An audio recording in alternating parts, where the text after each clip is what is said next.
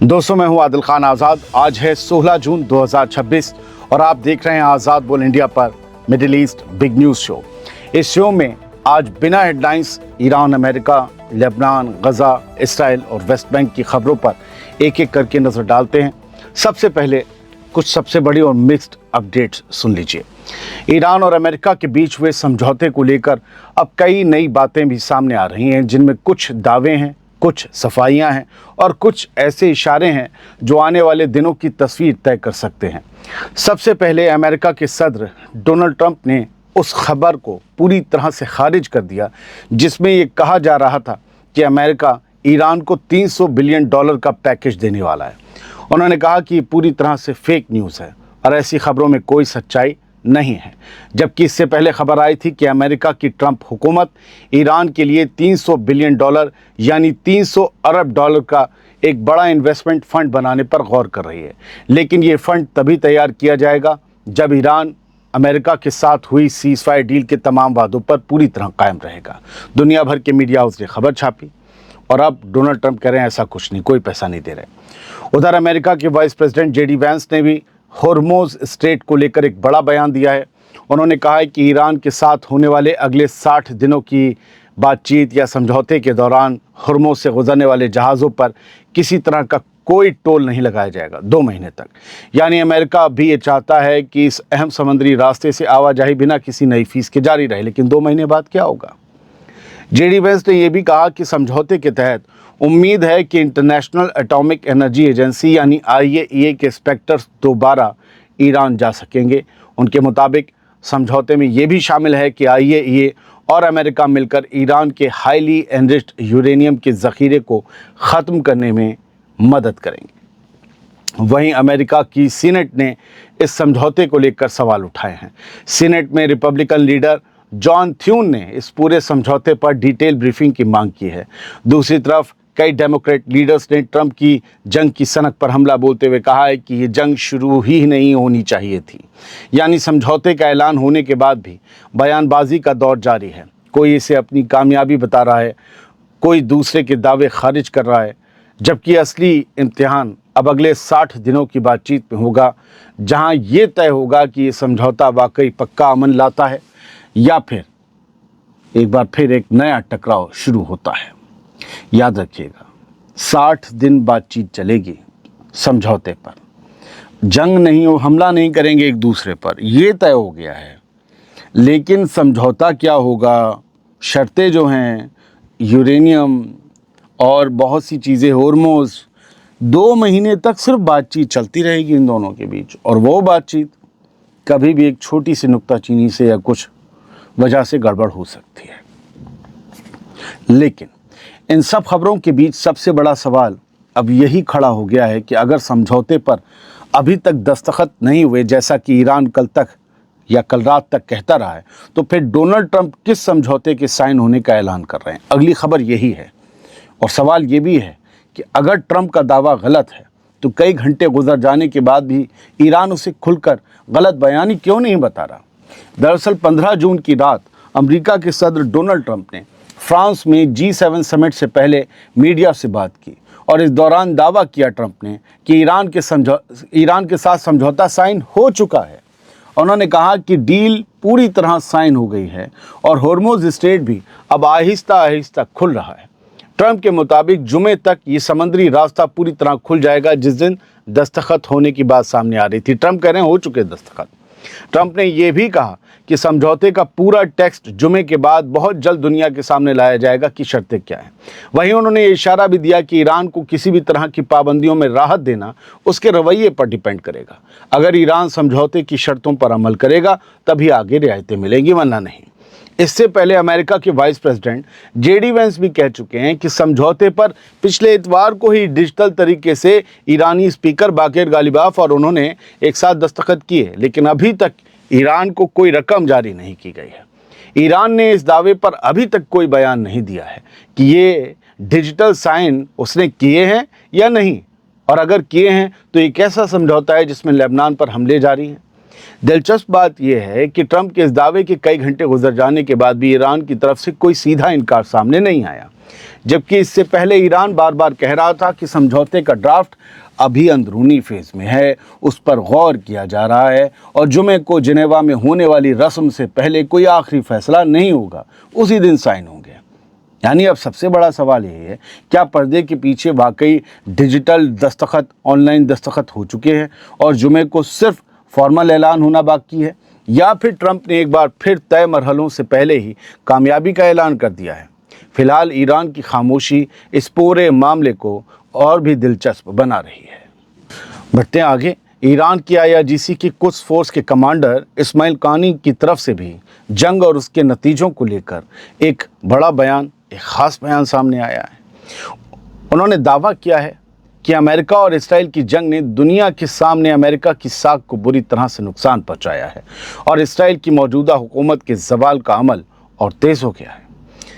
इस्माइल कानी के मुताबिक इतनी ज़बरदस्त बमबारी, भारी तबाही और सख्त दबाव के बावजूद रेजिस्टेंस का कोई भी ग्रुप पीछे नहीं हटा। कानी ने कहा कि यही बात दुश्मनों के लिए सबसे बड़ी परेशानी बन गई, क्योंकि हर मोर्चे पर मुकाबला जारी रहा। इस्माइल कानी ने यह भी कहा कि रीजन के रेजिस्टेंस ग्रुप्स ने ईरान का साथ देने का फैसला खुद किया था। कानी के मुताबिक किसी ने भी रेजिस्टेंस ग्रुप से मदद नहीं मांगी थी, यानी ईरान ने कोई मदद नहीं मांगी थी उनसे, बल्कि उन्होंने अपनी मर्जी से अमेरिका के खिलाफ मोर्चा खोलने का फैसला किया। हिजबुल्लाह का जिक्र करते हुए इस्माइल कानी ने कहा कि उसे ख़त्म करना नामुमकिन है।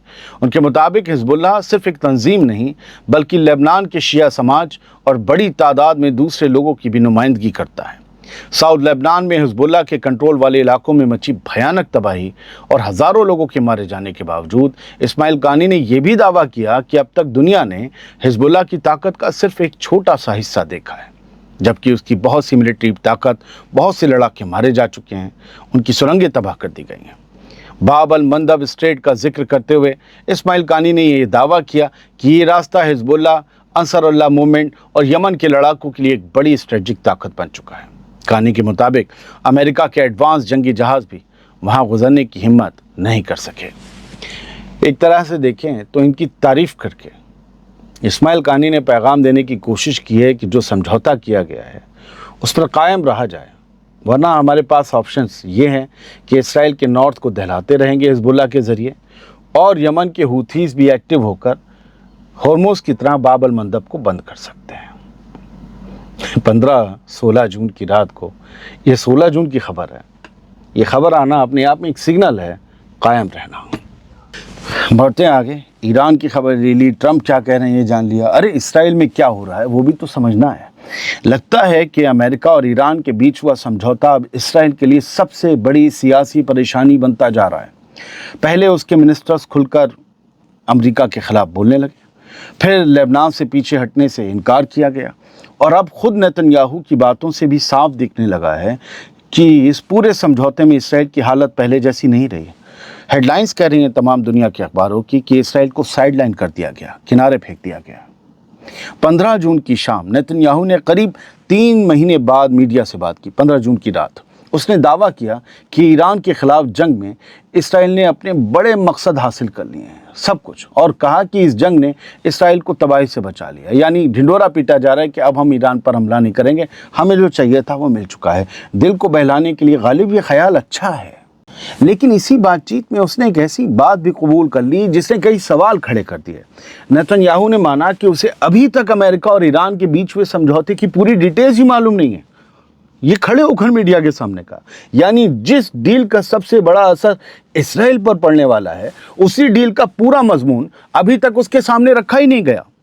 उसने ये भी माना नेतन्याहू ने कि हर मसले पर उसकी और डोनाल्ड ट्रंप की राय एक जैसी नहीं होती। हालांकि उसने ये जरूर दोहराया कि इसराइली फोर्सेस लेबनान के जनूबी हिस्से से पीछे नहीं हटेंगी और वहां अपनी मौजूदगी जारी रखेंगी। यानी ये डील जो अमेरिका और ईरान के बीच है उसमें ये शर्त है, उसे वो नहीं मान रहा। यानी तस्वीर अब और दिलचस्प होती जा रही है। एक तरफ ट्रंप बार बार कह रहे हैं कि जंग रोकने का समझौता हो चुका है, दूसरी तरफ इसराइल के अपने लीडर्स कह रहे हैं कि वो लेबनान से पीछे नहीं हटेंगे, और अब खुद बेंजामिन नेतन्याहू भी ये मान रहा है कि उसे समझौते की पूरी डिटेल्स तक नहीं पता। यही वजह है कि अब सबसे बड़ा सवाल यही बन गया है कि अगर इसराइल को समझौते की पूरी शर्तें ही नहीं मालूम تو کیا امریکہ نے اس بار فیصلہ اپنے حساب سے کیا ہے؟ اور کیا پہلی بار ایسا ہو رہا ہے کہ ایران اور امریکہ کے بیچ بننے والی ڈیل میں اسرائیل کو کنارے بیٹھ کر انتظار کرنا پڑ رہا ہے کہ آخر اس میں لکھا کیا ہے؟ اور کیا اگر وہ ہاتھ لگ گئی انفارمیشن 1-2 دن میں لگی جائے گی اور لکھا ہوگا کہ لبنان پر بھی حملے بند ہوں گے، تو کیا نیتن یاہو اسے مانے گا؟ اخباروں کی ہیڈ لائن کہہ رہے ہیں کہ نیتن یاہو امریکہ کو کرٹیسائز کرنے سے بچ رہا ہے۔ کب تک بچے گا؟ اور اگر بچتا رہا کرٹیسائز کرنے سے اور لبنان والی شرط کو ماننا پڑا تو خود اسرائیل کے اندر نیتن یاہو کے لیے بہت زیادہ سیاسی مشکل پیدا ہو جائے گی۔ لوگ کہیں گے یار ڈر گئے تم، بڑی بڑی ڈینگیں آکی تھی، یہ قبضائیں گے وہ قبضائیں گے، گریٹر اسرائیل بنائیں گے۔ سب وہی ہو گیا، وہ جو ہمارے والے کہتے ہیں ایسا پتہ نہیں کیا کہتے ہیں۔ بڑھتے ہیں آگے۔ ایسا لگتا ہے کہ امریکہ اور ایران کے بیچ ہوئے سمجھوتے کا اثر اب اسرائیل کی اندرونی سیاست تک پہنچ گیا ہے۔ ایک طرف نفرتی منسٹر ایتمار بین گویر امریکہ اور ایران کی ڈیل کو ماننے سے انکار کر رہا تھا، امریکہ کو کھلی وارننگ دے رہا تھا، اور اب اسی بین گویر کے ساتھ ایک عجیب کھیل ہو گیا ہے۔ 16 جون کی رپورٹس کے مطابق بین گویر نے امریکہ جانے کا پلان بنایا تھا، جہاں اسے اپنے قریبی شخص کی شادی میں، ولیمے میں، چوتھی میں شامل ہونا تھا۔ اس سفر کی تیاری بھی پوری کر لی گئی تھی، یہاں تک کہ اس کے خلاف چل رہے قانونی معاملے کی سنوائی بھی آگے بڑھا دی گئی تھی کہ تاکہ یہ جو کٹر پنتھی ہے، یہ نفرتی آرام سے امریکہ جا سکے۔ لیکن آخری لمحوں میں معاملہ پلٹ گیا۔ خبر ہے خود اسرائیلی میڈیا کی کہ اسے امریکی ویزا حاصل کرنے میں بڑی مشکلوں کا سامنا کرنا پڑا، بہت دوڑایا گیا، یہ لے کے آؤ وہ لے کے آؤ، یہ خراب ہے تمہارا، اور یہی وجہ بنی کہ اسے اپنا پورا دورہ رد کرنا پڑ گیا۔ یعنی جو بین گویر کچھ گھنٹے پہلے تک کہہ رہا تھا کہ ہم امریکہ کے غلام نہیں ہیں اور ٹرمپ ایران سمجھوتے کو ماننے کے پابند نہیں ہیں، وہی بین گویر اب امریکہ کی سرزمین تک پہنچ بھی نہیں پائے گا۔ شادی کا کھانا گیا۔ آگے بڑھتے ہیں سر، ایران کی خبریں بہت ہوئیں، غزہ چلتے ہیں۔ غزہ میں سیز فائر کے دعووں کے بیچ ایک اور دردناک حملہ سامنے آیا ہے۔